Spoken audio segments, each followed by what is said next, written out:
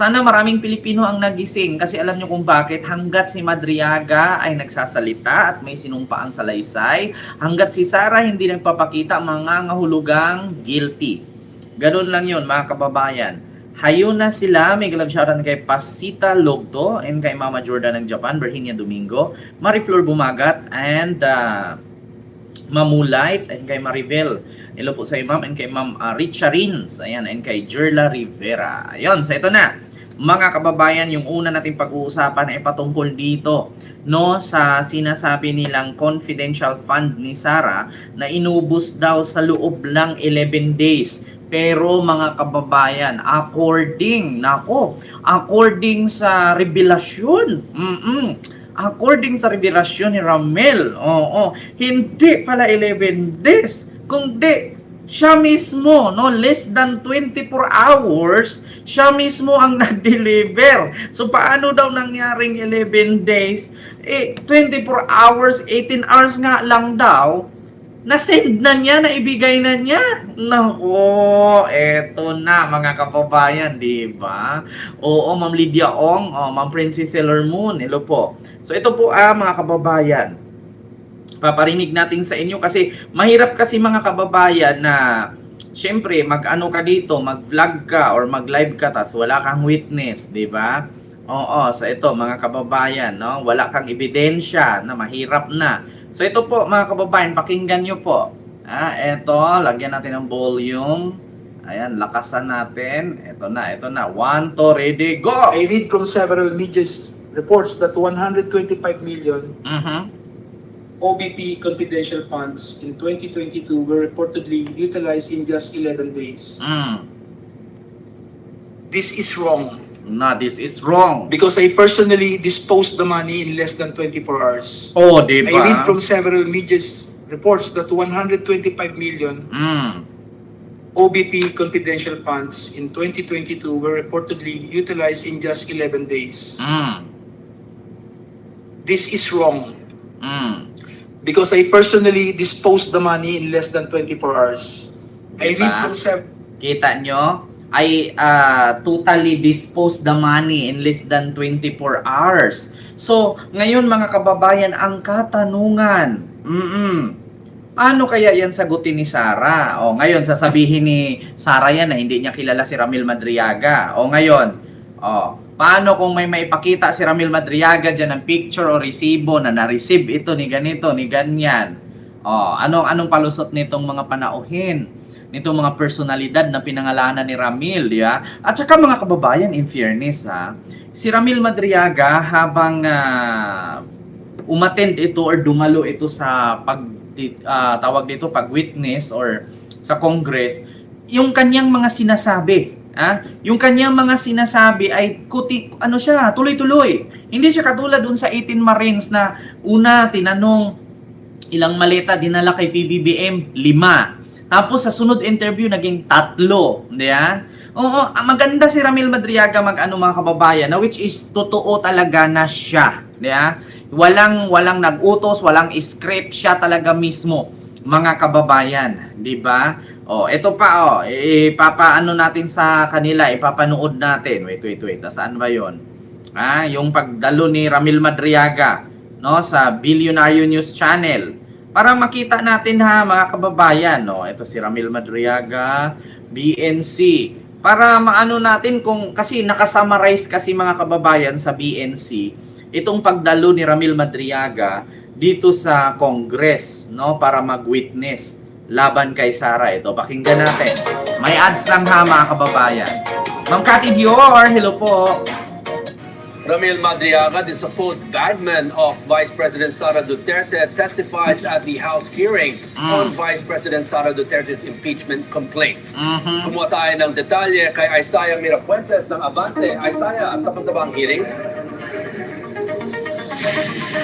Robert, nagpapatuloy pa rin ang pagdinig ng House Committee on Justice kaugnay sa impeachment complaints na kinaharap ni Vice President Sara Duterte. Umikot ang pagdinig kaugnay sa mga salaysay ng di umano'y bagman ni VP Sara na si Ramil Madriaga. Ayan.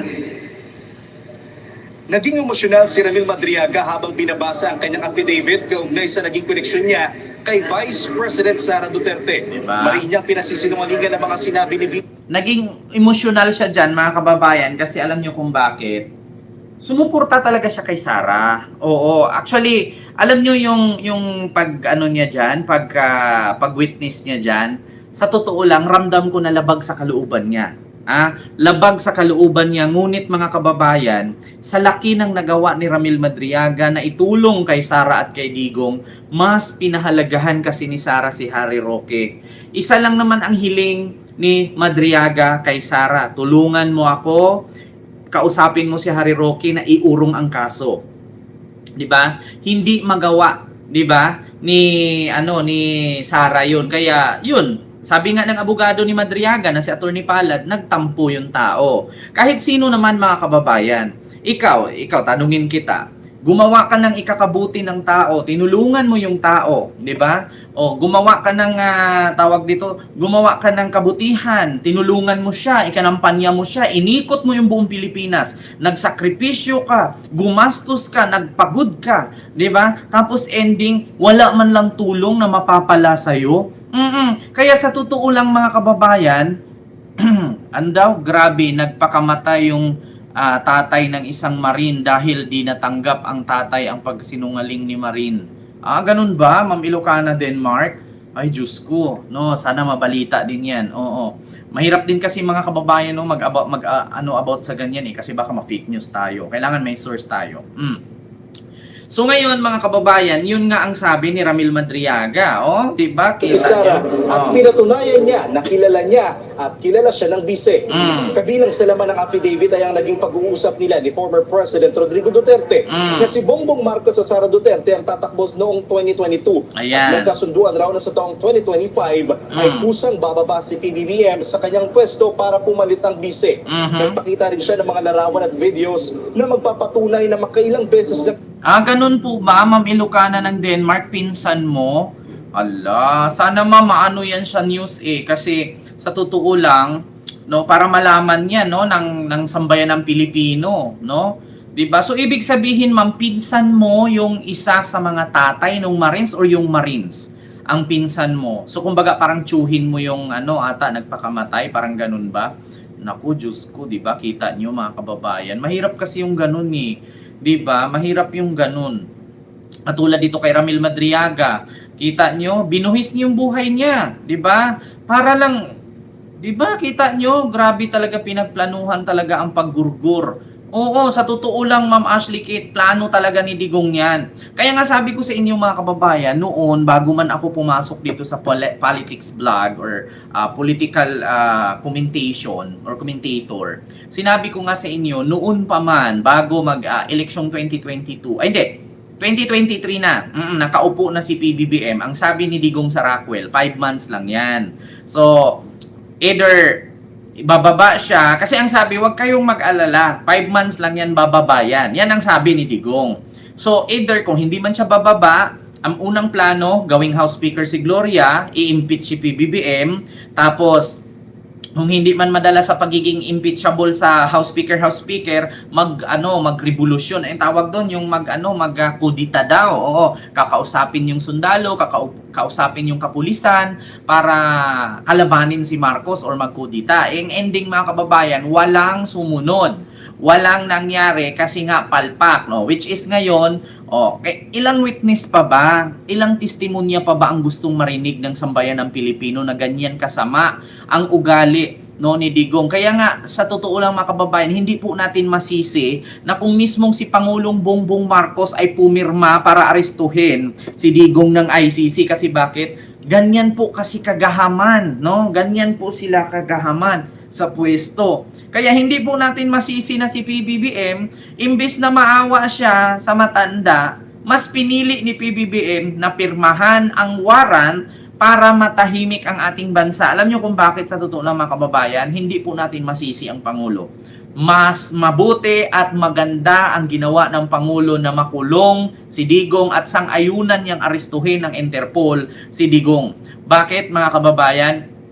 Do you think kung si Digong nandito sa Pilipinas, grabe po, grabe po mga kababayan, hindi matatahimik ang ating bansa. Take note, si Digong, Sundan pa ng dalawa niyang anak na lalaki, sundan pa ni Sara, tapos dagdagan pa ng mga vlogger at ng mga ex na mga generals at mga tauhan niya, mga puro butbuton, puro mga sinungaling. 'Di ba? Kaya hindi talaga matatahimik ang ating bansa, mga kababayan. Kaya nga sa totoo lang, isa lang ang masasabi ko mga kababayan. Ang akala siguro ni Digong ay hindi nagtatanda ang mga Marcos. Tandaan ninyo, ang mga Marcos at that time, hindi nila alam kung sino ang nagtraidor sa kanila. Kaya syempre, for almost 36 years na kanilang iniinda yan, yung kahihiyan, yung kasiraan ng kanilang pangalan, ngayong nakabalik sila sa power, do you think papayagan pa nila na babuyin sila? Do you think nahahayaan nila na babastusin sila? Hindi po sila ganun. Unat sa poll ang mga Marcos may mga pinag-aralan, mga disente yan. Hindi naman yan mga bobo na nanununtok ng shirip, na nagdudroga at napuno ng tato yung katawan at mananaksak ng bugaw. 'Di ba? Kaya nagtatanda na po ang mga Marcos at unang-una si PBBM, matanda na siya, nagtatanda na siya mga kababayan kasi sabi nga niya, malaki ang kanyang pagkukulang kasi nung panahon ang kanyang tatay ay naninilbihan bilang Pangulo, ang tanging ginagawa lang niya, nagbabar, gumagala, kumbaga parang spoiled kasi si PBBM at that time. So ngayon, syempre, siya na ang nasa tungkulan, siya na ang presidente, hahayaan pa ba niya na mauulit muli ang nangyari sa kanila noon? So ngayon mga kababayan, yun ang ginawa ni PBBM. So habang maaga pa, 'di ba? Sabi nga ni PBBM, bakit hindi na lang sagutin? Bakit idaan pa sa kwentong chichirya? Tapos kung gano'n na lang man daw kadali, no, bantaan ang pangulo ng Pilipinas, paano pa ang ordinaryong Pilipino? So papalagan daw niya, di? Sabi ko nga sa inyo, hindi natin masisi si Marcos. Si Marcos ay tao din po. Si Marcos ay isa din pong may espiritu, may dugo, may laman, may laman loob, may buto. Kapag kinurot mo yan, nasasaktan. Kapag sinaksak mo yan, nasasaktan. Kapag tinusok mo yan, may dugong lalabas sa katawan. Hindi po si Marcos bato na kahit mura-murahin mo, suntukin mo, sipain mo, apakan mo, ay hindi nakakaramdam ng sakit. Si Marcos po ay tao din po. 'Di ba? So, ang akala siguro nila, si Marcos porket ganun, ay kaya-kayanin lang nila. Ang akala siguro nila, si Marcos porket ganyan na simula noon, habang sinisiraan, sinasabihan ng kung ano-ano mga masasakit na salita, ay tahimik lang. Mahirap kasi mga kababayan ang tahimik na tao kapag ka bumawi. 'Di ba? Kaya hindi natin masisi mga kababayan. Grabe ang kabulastugan na ginawa ni Digong. Napuno na si bungit. Yan ang tatandaan ninyo, mga kababayan. Ang tao kahit gaano kabait yan, pag napuno yan, mapupuno yan. 'Di ba? Ipagpalagay natin na may usapan sila ni PBBM at Digong. Actually po, Ma'am Connie, Rutledge, wala po silang usapang ganun. Kasi ganito po yan ganito. Eto, mga kababayan. Let me tell you something. Saan ka nakakita? Tatakbo kang presidente, tapos 5 months ka lang, bababa ka kasi papalitan ka ng busy mo. Sige nga, maniwala kayo na may usapan si Digong at si Bongbong ngayon. Wala. Wala silang usapan. Ang katotohanan dyan ay hindi matanggap ni Digong na si Sara ay dumikit kay PBBM. Kasi umpisa pa lang nung eleksyon, sabi ni Digong, hindi ko siya gusto, weak leader siya, addict siya. Tandaan ninyo, 2022 election, kung meron silang usapan na gawing presidente si Marcos after 5 months pababain at ipalit si Sara, bakit niya sisiraan ng eleksyon? May possibility na hindi pa manalo si Marcos sa ginagawa niya. Huwag kayong maniwala na may usapan sila na pagka nanalo si BBM 5 months lang bababa at papalit si Sara. Huwag kayong maniwala dun. Si Digong ang may gusto na matanggal si PBBM. Kasi nga, di ba kung naalala ninyo, mga kababayan, alam naman niya na si BBM at si Sara nagtandem na noong 2022. Pero anong ginawa ni Digong? Nag-file siya ng candidacy, tumakbo siyang busy at ginawa niya presidente si Bongo. Di ba? Kung may usapan pala silang ganon, bakit niya guguluhin yung eleksyon? Ginulo niya yung eleksyon kung naalala ninyo. Kaya huwag po kayo maniwala na may usapan si Digong at si PBBM. Pero dito sa sinabi ni Madriaga, no, Ang sabi lang dyan, siguro sabi ni Digong na, kanya may usapan kami, pag hindi siya tumupad, guguluhin nyo. Kasi mahirap din kasi mga kababayan na yung mga taong matitino nagtatrabaho sa gobyerno, utusan mo na kalabanin si Marcos, magkudita ka, may possibility pa na magsumbong yun, makukulong siya. Diba? Hindi po pwedeng ganon. Siguro ang ipinalabas lang ni Digong na may usapan kaming ganyan. Sige nga, isipin ninyong mabuti mga kababayan. Do you think, sinong tanga? Sinong tanga? Tatakbo kang presidente, 5 months ka lang maging presidente, tapos bababa ka sa posisyon. For what? Diba? Sinong tanga? Tatakbo kang presidente, pagka panalo ka, bababa ka after 5 months kasi ipapalit mo si Sara. So anong nangyari sa akin? Ano ako? Tanga-tanga? Ano ako? Uto-uto? Nasa power ka na, tapos magpapa-under ka sa taong wala naman ang posisyon kasi tapos na ang termino? Sige nga, sinong tangang ganun? Walang ganung usapan mga kababayan. Kahit sino mga kababayan. Halimbawa kami, dalawa ni Ma'am Ashley Kate. Tatakbo siyang presidente, ako mag-vice. May usapan kami, pag after 5 months, bababa siya, ako maging presidente. Do you think si Ma'am Ashley Kate papayag? Yung pagod ni PBBM, nakita nyo, yung sugat sa kamay, yung pang-iinsulto, paninira, yung ikot niya buong bansa. Tapos sasabihin, 5 months, bababa na siya. Napakatagal nilang inaantayan na makabalik sila sa posisyon para malinis ang kanilang pangalan. Walang ganun mga kababayan. Ang ginawa lang ni Digong doon, para hindi siya mapasama, ang ginawa niya doon, ang mapapasama si PBBM na may usapan silang ganyan. Sobrang ganid talaga ni Digong sa posisyon mga kababayan. No, hindi kasi si Digong pumapayag na si PBBM maging presidente at si Sara ang maging vice. Bakit? Kasi mga kababayan, ayaw ni Digong ng ganon. Una, kapag si PBBM maging presidente, tapos bandang huli, biglang trumaydor si PBBM sa kanila, lahat ng baho nila makakalkal. Which is baliktad, mga kababayan. Ang tumatraydor po sa kanila si Sara. Kung hindi ginawa ni Sara yung pagtatraydor niya kay PBBM, hindi hahantong sa ganyan ang nangyari ngayon. Walang Digong na makulong sa dahig, walang impeachment na mangyayari kung nagkakasundo lang sila. Ang problema lang kasi mga kababayan, si Digong kasi, wala natin magawa. Damage has been done at tapos na at nangyari na. So ang tanging gagawin lang ng mga Duterte ngayon, harapin ang katotohanan. 'Di ba? Wala nang magawa, mga kababayan. Nangyari na eh. Kung may ganyang agreement, Sir Ken, sana sinabi na ni Baba yan sa INC rally. Kaya nga, di ba, Mamuna Luis? Sige nga, biruin nyo, kung may agreement, may usapan si PBBM at si Digong na ganyan. Kung ikaw, tanungin kita, Mamuna Luis, papayag ka ba? Nanalo kang presidente, tapos after 5 months, babawiin yung position mo? Sige nga. Kahit ako, hindi ako papayag. Putang ina, pinaghirapan ko. Ginastusan ko ng milyon-milyon yan. Take note, ginastusan ni Marcos ng milyon-milyon para maging presidente siya. Nakipaglaban pa nga siya doon sa kay Leni Robredo, doon sa bilangan ng boto, doon vice president siya. Tapos ngayon, after 5 months, bababa siya kasi ipapalit si Sara. Sige nga, tanong ko mga kababayan, maniniwala kayo sa ganon?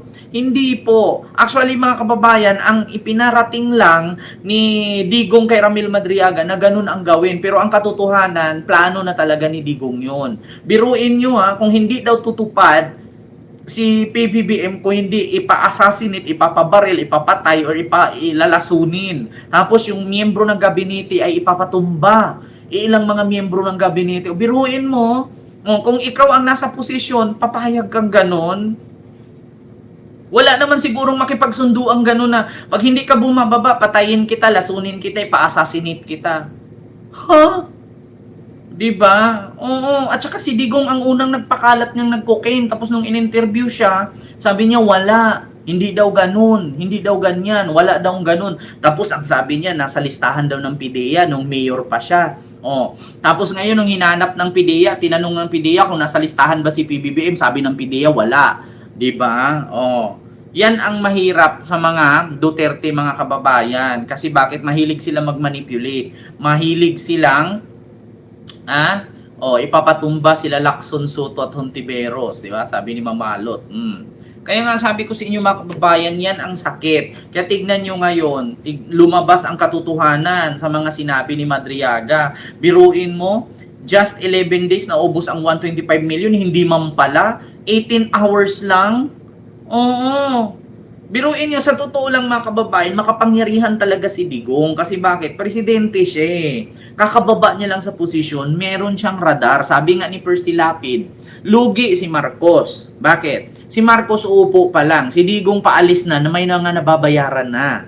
Di ba? May mga nai-appoint na siya dyan. Sa madaling salita, lugi si Marcos. Bakit? Kung bagsakin ni Digong ang administrasyong Marcos, babagsak talaga. Kung makikinig sa kanya lahat, itong mga tao na inappoint niya. Una, isipin nyo, dyan sa Supreme Court, ilan lahat ang inappoint ni ni Digong dyan? Sobrang dami. Diba? Dalawa, isa, tatlo lang yata ang hindi niya appointed dyan sa Supreme Court. Tapos yung ombudsman, buti na lang nagretiro si Martires. Kung hindi, diba? Tapos yung mga retired general, buti na lang nagre-retiro. Kung hindi, patay si Marcos doon. Lagapak. At buti na lang may social media mga kababayan at nandito kami na handang bumangga at bumasag sa mga baluktot na pinapakalat nila na fake news. Kasi bakit? Biruin nyo mga kababayan, kung nagkataon na nakinig kay Digong ang mga alipores niya, yung mga politician na kanyang nabayaran, yung kanyang mga inappoint, 'di ba? Kung nakinig sa kanya lahat 'yon. Tapos kung nakinig sa kanya yung mga vlogger nung umalis si Sara, kung hindi kami nahati, kung naalala niyo nahati ang noon, DDS. Merong napunta kay Isko, merong napunta kay Sara, merong napunta kay PBBM. Kung hindi nahati ang vloggers noon, do you think hindi actually mga kababayan, si PBBM kasi sa social media pa lang talo na. Alam niyo kung bakit? Pag katulad niya, 'di ba, naalala ninyo, kita naman natin tumatalon-talon yung Pangulo. Nakita niyo naman na napakasigla ng Pangulo. Tapos ipapakalat ng mga vloggers na si PBBM patay na. 'Di ba? Biruin niyo, talo si PBBM sa social media. Kaya kung nagkataon na kami lahat doon sumuporta kay Sara, wala talaga si Marcos. Talagang mai-exile siya. Maniwala kayo sa akin mga kababayan. Kung nagkataon na hindi nahati sa tatlo ang mga vloggers kasi actually ang vloggers noon is isa lang, DDS. So nahati, napunta kay Isko, napunta kay PBBM, napunta kay Sara. Kung nagkataon na lahat ng vloggers ay nandun kay Sara, patay si Marcos. Ako nagsabi sa inyo, tanggal sa posisyon yan. Bakit? Ang vloggers kasi, kapag merong nag-utos niyan, or halimbawa, merong leader yan, sabihin, tirahin nyo ito, siraan nyo ito, bakbakan nyo ito. Pag nasa social media, syempre yung mga tao na wala dito sa Pilipinas, lalong-lalo na nasa abroad, syempre pag nakapanood yan sa vlog, katulad sa akin, o nanood yan sa vlog ko, sasabihin, tignan nyo, sabi ni Kent, ganyan. Syempre, tingnan nyo, ako pa nga lang, meron ako mga nakataga-subaybay, may mga naniniwala sa akin. How much more pa? Kung marami kami lahat, nandun nakapabor kay Sara. Kung sabihin namin na si Marcos ay ganyan, si Marcos ay ganun. Diba? Oo. Diba? Kung ganon, walang vlogger na magdidebunk sa paninira ng mga DDS vlogger. Kung walang vlogger na sumuporta kay Marcos, kawawa si Marcos. Yan ang totoo, mga kababayan. 'Di ba? Kaya mahirap talaga. Buti na lang nahati sa tatlo. Yung Iskonians ngayon naging pro-government na. Kung hindi, ay nako, sabi ko sa inyo mga kababayan, biruin nyo sa Iskonians vlogger, ano lang ako, si Nino Barsaga, sino pa? Ako, si Nino Barsaga. Dalawa lang kami ang napunta kay PBBM. And the rest nandun kay Sara. Pero the rest na sila Boss Mike, sila Mima, sila na yan dati. Actually, dati kasama ko sila Mima, sila Jake Magno, sila Biyahe ni Koy. No, bigla lang akong umalis kay PBBM kasi lumipat ako kay Isko kasi nagkakagulo nga yun, hindi na magkakasundo, di ba? So buti na lang. Kung naalala ninyo, nandyan sila Takiro, nandyan sila Ballpoint Man, di ba? Nandyan na sila Munting Tinig. So kung wala yung mga yan na magdidebunk sa mga fake news, kawawa talaga ang administrasyong Marcos. Di ba? Oo. Sino nag-recruit kay Crisette Chu? Hindi ko po alam, Chacha. Hindi ko po alam yan. Oo, hindi ko nga alam kung saan sila Chris Ulo. Oo. Actually talaga, ang totoo talaga mga vloggers sa politics talaga mga kababayan. Yung mga nakikita nyo lang katulad sa akin, sila Takiro, sila Boss Mike, sila Mima, 'di ba? Biyahe ni Koy, si Coach Jarrett, 'di ba? Sila Sangkay. Yan lang naman talaga ang mga vloggers, no? Sila Banatbay. Iwan ko itong sila Crisette Chu, sila Joey. Hindi ko alam yung mga yan, hindi ko alam yan saan galing yan eh. Ito sila actually, ang alam ko lang ito sila, si Jason Sa, isa yan. Si Bisdak Pilipinas, yan si Coach Oli, si Dada, yung isa kayong may ano na kasong minor de edad, yung si Jiggy Barra. Yan lang naman ang mga kilalang vlogger sa politics eh. And the rest wala na. Oo, si Labrador yan. 'Di ba? Kasi mga kababayan, itong mga babaeng vloggers, yan, sila Tekya, sila Chrisit, sila yan si Maharlika, yan yung mga kilalang vlogger noon. Pero itong mga bago, sila Chriset, ito sila Tio Moreno, hindi naman mga vlogger yan eh. Mga basura yan. Oo, mga kalat lang yan. Kumbaga, yung mga reject yan, yung mga tira-tira lang. Oo na, nakikisakay, nakikisabay. Oo, wala yan noon. Ang kaalam ko lang, dati sila Mami Peng, yan lang mga kasabayan namin noon eh. Diba? Nagulat na ako, may mga sumulpot na mga vlogger na hindi ko maintindihan kung saan ang galing planeta. O, diba mga kilala yung vlogger noon, sila Mocha Ozon, sila Thinking Pinoy, diba? Sila Sasrugandos, diba? Nakita nyo noon, mga kababayan. Yan lang naman eh. Diba? Hindi ko nakita itong iba. 'Di ba? Oh, yan sila Jason Sa, yan talaga mga batikang ano yan, mga matatandang walang pinagkatandaan. Oo, tapos nagulat na lang ako, bigla nang lumampas itong si Jeep Rizeles, naging vlogger na din, 'di ba? Oo, tapos ang alam ko dati sila Trixie Cruz Angeles, yun yung mga nagba-vlog noon, si Sally Cielo, 'di ba? Kaya yun, nadadagdagan si Freddy Valera. Ayan, lumalabas na yung mga yan. Kaya sa totoo lang mga kababayan, kami po ay nagpapasalamat, 'di ba, sa mga kapwa ko pro-government vlogger na nandiyan kami na handang bumangga, no? Handang sila Mac Pablo, sila Peebles, sila Madam Eli, 'di ba? Kaya handa na bumangga sa mga patutsada at paninira ng mga DDS, no, dito sa administrasyong Marcos. Kasi actually mga kababayan, may kilala din po ako mga vlogger sa Kakamping. Hindi naman sila bumibira kay PBBM eh. Actually nga, yung mga vlogger ngayon sa Kakamping, kumakamping na kay PBBM at nagre-react na, which is si Sara nga ang binabanatan. At itong mga vloggers ni Sara, di ba? Kita nyo sila Jamagno. Di ba? Sila Peebles.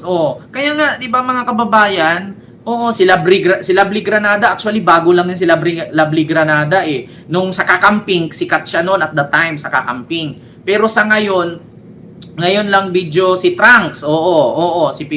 Si Trunks, 'di ba? Marami mga kababayan.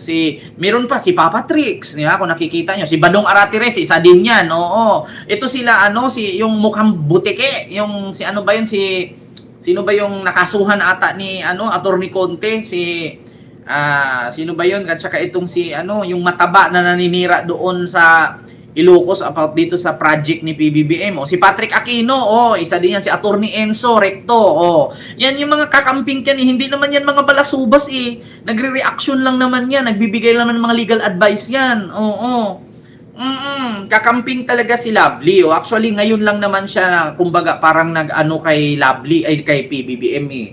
Kumbaga, parang nasa side na sa panig na ni PBBM. Kaya, biruin nyo mga kababayan, kung wala yang mga yan, si Mark Ramos, si Andy Vlogs, andyan pa rin sila Mark Ramos, si Batang Manila 2Hits, andyan pa si si Mike Abe, si Dante Marabeles, si Top 1, di ba? Kaya nga sa totoo lang mga kababayan, kung wala yang mga yan na bumabangga sa mga fake news nito mga DDS, no, kung lahat kami nandoon sa panig ni Sara, kawawa si PBBM. Bakit? Kayang i-manipulate ng social media ang kasiraan ng tao. Si Alfred de Guzman, ayan, si Juan Tok PH, Kasi sa totoo lang mga kababayan, kung naalala si Nyolo, si Boss Mike, kung naalala ninyo mga kababayan, nung panahon ni Digong, kapag ka ikaw politician, babanggain mo si Digong, ang kakalaban sa'yo, vloggers. Tandaan nyo yan. Nung panahon ni Digong, kapag ka politiko ka, tapos kakalabanin mo si Digong, vloggers ang babangga sa'yo. Una, ang gagawin ng vlogger sa'yo, ipapamukha nila sa sambayan ng Pilipino, ipapakalat nila lahat na ganito ka, ganyan ka, kakalkalin nila yan. Tapos imamanipulate yan nila na sabihin, katulad kay Trillanes, di ba, nung binangga niya si Digong. Anong sabi ni Digong? Eto, may bank account si Trillanes, diniposit niya dun sa Singapore, meron sa Hong Kong, di ba? Tapos si Trillanes ang nagbenta sa West Philippine Sea, putang ina. Na manipulate ng mga vloggers na si Trillanes Tririling, di ba? Anong tawag natin kay Trillanes noon? Si Trillanes ang dahilan kung bakit naagaw ng China ang West Philippine Sea. Ayan pa si Bagtet. Di ba? Pero ending, si Ka-Coffee, si Yam Diso, no? Ayan. Tapos na, magugulat ka mga kababayan, minamanipulate ni Digong. Diba? Na ang sabi, ito, birahin ninyo si Trillanes, sabihin nyo na meron siyang bank account doon sa Singapore. Milyon-milyon ang peso niya, milyon-milyong pesos ang diniposit niya doon. Diba? Oh. So ang nangyari mga kababayan, anong nangyari? Na-manipulate ang tao, sirang-sira si Trillanes, walang naniniwala. Ngayon nung nakulong si Digong, tsaka na-realize ng tao, oo nga no, grabe ang ginawa ni Digong. 'Di ba? Kaya tingnan ninyo, binira ni Laila de Lima si Digong, anong ginawa ng mga vloggers? Pinakalat yung video nila ni Junel, 'di ba? Kaya sirang-sira si Laila de Lima. Junel, sino ba napakalat nun? 'Di ba sila Banat Bay, sila Thinking Pinoy? 'Di ba pinatawag pa nga si Thinking Pinoy na mag-sorry siya kay Laila de Lima, sabi ni Thinking Pinoy, bakit ako magso-sorry? 'Di ba? Kaya sa totoo lang si Duterte talaga salot 'yan sa Pilipinas. Si Jamagno, 'di ba? Kaya grabe, 'di ba? Ayon nga sa pag-aaral ng Oxford, gumastos si Digong ng 10 million para magbayad ng trolls. 'Di ba? Ganun ang katotohanan, Ma'am Ana Estrabon. So yun po, 'di ba? Biruin nyo. Kaya yung mga katotohanan ngayon may nagbubulgar na, may lumabas na social media. Ayan na si Madriaga, isa na sa nagtestimonya na grabe ang kasinungalingan ni Sara. Biruin nyo ba naman ang sabi sa social media, pinakalat sa social media, 11 days na ubos ang confidential fund. Samantalang, Diyos ko po, 18 hours lang naman pala, ipinasa na ni Madriaga, ibinigay na niya sa mga panauhin. Wala pang isang araw. Waldas na. Pero ang pinarating sa atin, 11 days. 'Di ba may palugit. Wala pang nakabreak sa record ni Sara. In less than 24 hours. 18 hours lang na-transfer na ni Madriaga. Sabi nga ni Madriaga, itong mga kumakalat, mga rumors sa balita na 11 days daw naubos ang confidential fund. This is wrong. Kasi ako mismo ang nag-deliver, wala pang 24 hours, napasa ko na yan sa mga tao na aking hinahatiran sa utos ni Sara. 'Di ba? Less than 24 hours, so 18 hours. 'Di ba? Kita niyo wala pa siyang araw. Talo pa si Janet Napoles nga. 76 days ba bago naubos itong confidential fund na 65 million. Kay Sara 125 million, 18 hours lang. 'Di ba? Oo nga, 11 days pero less than 24 hours. Di daw inaabot ng 11 days 'yon, 'di ba? Pamana Piha Jerusalem. Kaya nga sabi ni Madriaga, less than 18 hours, at less than 24 hours. Malalagay yan sa Guinness. Kaya nga mamulay. Di ba naalala nyo si Digong 2017, ang pinakakurap na presidente sa Asia? Di ba?